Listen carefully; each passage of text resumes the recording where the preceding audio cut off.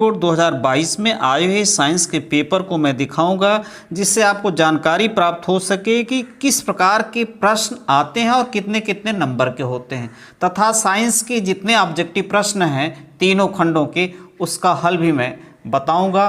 तो यह है पेपर का पहला पेज। ये अनुक्रमांक लिखा है, यहाँ आप अपना रोल नंबर लिख देंगे, यहाँ नाम, ये है संकेतांक जिसे आपको अपनी कॉपी में लिखना पड़ता है।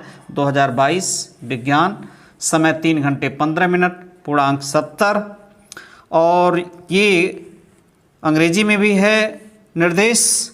यह प्रश्न पत्र 3 खंडों क ख ग में विभाजित है।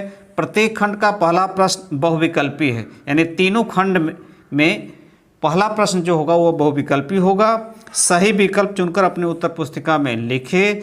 प्रत्येक खंड के सभी प्रश्न एक साथ करना। यदि कोई खंड आप प्रारंभ करते हैं तो सभी प्रश्नों को एक साथ करिए उस खंड के, और नया खंड यदि प्रारंभ करते हैं तो नए पेज से करना चाहिए। अब चलते हैं अगले पेज पर।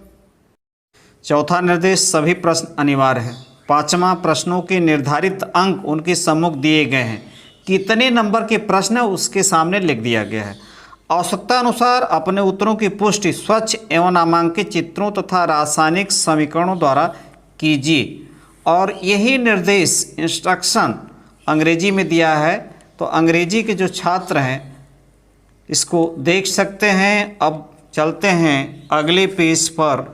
अब यहाँ से स्टार्ट होता है खंड क, पहला प्रश्न क का, पहले का क, 20 सेमी फोकस दूरी वाले उत्तल दर्पण के सामने 20 सेमी की दूरी पर स्थित वस्तु का प्रतिबिंब बनता है। 4 विकल्प दिए गए हैं, पहला, दूसरा, तीसरा और चौथा। तो इसका हल हम बताते हैं आपको। तो देखिए इस प्रश्न का हल यहाँ लिखा है। 20 सेमी फोकस दूरी वाले उत्तल दर्पण है तो फोकस दूरी धनात्मक होती है, बराबर 20 सेमी है। उसके सामने 20 सेमी दूरी पर वस्तु स्थित है। u बराबर दिया है -20। u हमेशा माइनस में लिखा जाता है सेमी, और हमें v यहाँ पर निकालना है। अब 1/f बराबर होता है 1/v प्लस 1/u। हमें इसमें से v निकालना था। 1/v बराबर 1/f माइनस 1/u। और यहाँ पर हम मान रखते हैं f का 20 है, माइनस, और ये -20 हो जाएगा। तो हम इसको सरल करेंगे तो आ जाएगा 1/20 धन 1/20 माइनस माइनस प्लस, और हो जाएगा हर बराबर 2/20 बराबर 1/10। तो यहाँ 1/v कितना आ गया, 1/10। अर्थात हल करेंगे तो v की वैल्यू कितनी आएगी, 10 सेमी। तो यहाँ धनात्मक आया है तो इसका पहला उत्तर सही है, 20 सेमी दूरी पर दर्पण के पीछे। अब इसका अगला प्रश्न देखिए। प्रिज्म में श्वेत प्रकाश की किरण के गुजरने पर सबसे अधिक विचलन होता है। 4 विकल्प दिया गया है, लाल रंग, पीला रंग, हरा रंग, बैगनी। सबसे अधिक विचलन बैगनी रंग का होता है। सबसे अधिक विचलन किसका होता है, बैगनी रंग का होता है।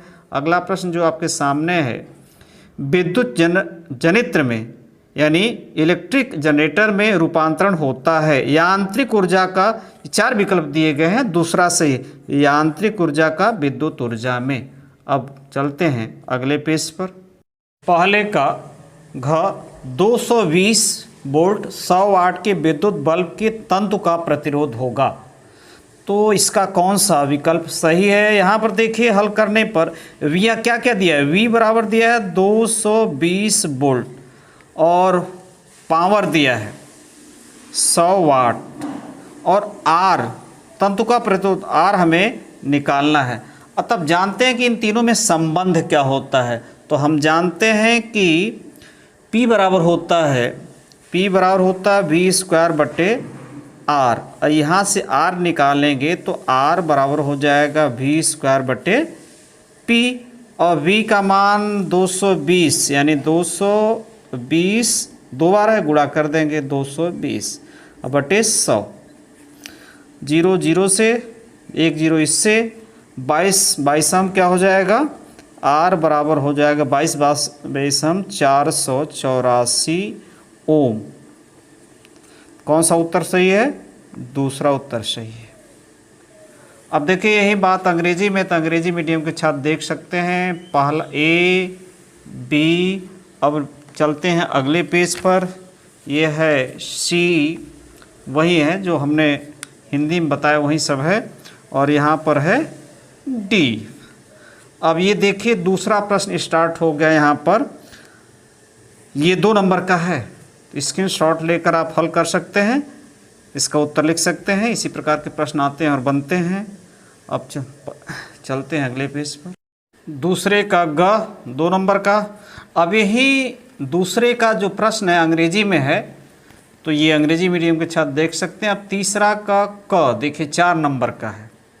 देखिए यहाँ पर या तो यह करना है, या तो यह करना, ध्यान दीजिएगा, अथवा में या तो ये करेंगे या तो ये करेंगे, दोनों नहीं करना है, भले आपको दोनों आ रहा है। अब हम चलते हैं 4 नंबर के प्रश्न, क्योंकि लिखा गया है अगले पेज पर।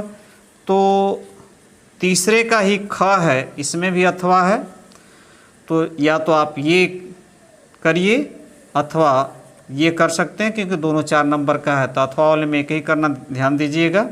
और यही तीसरे का अंग्रेजी मीडियम में है, तो यहाँ भी आप देख सकते हैं किस प्रकार के प्रश्न आते हैं और बनते हैं। चलते हैं अगले पेज पर। तीसरे का बी अंग्रेजी मीडियम के छात्रों के लिए, और यह कर सकते हैं। अब आता है चौथा प्रश्न जो कि 7 नंबर का है।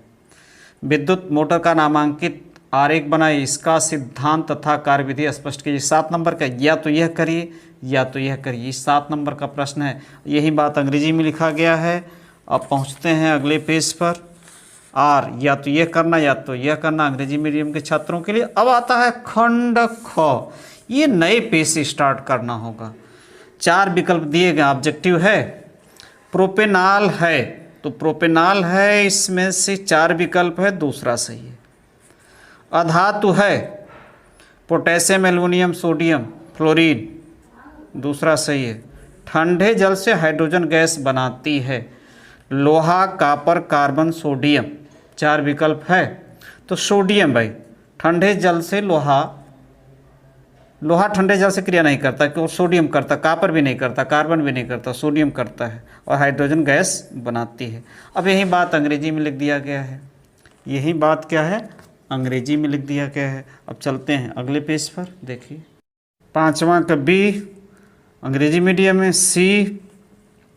अब है 6वां प्रश्न, देखिए 2-2 नंबर के, इसके 3 खंड हैं, क ख ग 2-2 नंबर के हैं। तो प्रश्नों को आप देख सकते हैं, हल कर सकते हैं, तैयारी कर सकते हैं अगले आने वाले बोर्ड के लिए। अब ये है 6वां प्रश्न जो कि अंग्रेजी में है। अब हम चलते हैं अगले पेज 11 पर। 7वां प्रश्न है, 2 खंड है, 2-2 नंबर के, तो इसी प्रकार के प्रश्न आते हैं, बनते हैं, आप देख रहे हैं। और ये 2 नंबर का है, ये भी 2 नंबर का है, वही बात अंग्रेजी में है, अंग्रेजी माध्यम के छात्रों के लिए। अब 8वां है, 7 नंबर का है, ये टिप्पणी लिखी इस पर, इस पर, इस पर, 2 नंबर, 2 नंबर, 3 नंबर। अथवा आप ये कर सकते हैं, या तो ये तीनों करिए 7 नंबर का, या तो ये करिए 7 नंबर का, एक ही करना है। अब यही बात अंग्रेजी में लिख दी गई है। अब हम चलते हैं अगले पेज पर। अब प्रारंभ होता है खंड ग, आपको नए पेज से स्टार्ट करना होगा। 9वां, मनुष्य में वृक्क एक तंत्र का भाग है जो संबंधित है। मनुष्य में वृक्क एक तंत्र का भाग है जो संबंधित है, पोषण, श्वसन, उत्सर्जन, परिवहन। तो इसका सही उत्तर है ये उत्सर्जन से संबंधित है। स्वपोषी पोषण के लिए आवश्यक है, स्वपोषी पोषण के लिए आवश्यक है। 4 विकल्प दिए हैं, तो कार्बन डाइऑक्साइड तथा जल भी आवश्यक है, क्लोरोफिल भी आवश्यक है, सूर्य का प्रकाश भी आवश्यक है। तो इसमें से सभी, कौन सा सही उत्तर है, यानी सभी है। अलैंगिक जनन मुकुलन द्वारा होता है, अलैंगिक जनन मुकुलन द्वारा होता है, तो इसका सही उत्तर आपको मिलेगा ईस्ट में। अलैंगिक जनन मुकुलन द्वारा होता है ईस्ट में, दूसरा सही है। अब चलते हैं अगले पेज पर। देखिए अगला प्रश्न 9वां का घ, पराग कोश में होते हैं। बाह्य दल, अंडाशय, अंडप और परागकण, तो ये सही है, पराग कोश में परागकण होते हैं। और यही बात अंग्रेजी मीडियम के छात्रों के लिए अंग्रेजी में है, आप देख सकते हैं, उत्तर तो हमने बता ही दिया है। अब चलते हैं अगले पेज पर। नवा कड्डी अंग्रेजी में। अब देखिए 10वां प्रश्न स्टार्ट होता है। 3 खंड है, 2-2 नंबर के आपके सामने है। देख सकते हैं कैसे कैसे प्रश्न आते हैं, किस प्रकार के प्रश्न बनते हैं। 10वां का ही अंग्रेजी में, अंग्रेजी माध्यम के छात्रों के लिए। अब स्टार्ट हो गया यहाँ पर आपका 11वां प्रश्न 4 नंबर का। या तो ये करना है या तो ये करना है। अब चलते हैं अगले पेज पर। याद रखिए ये नंबर दिया गया कितने नंबर का, 4 नंबर का है।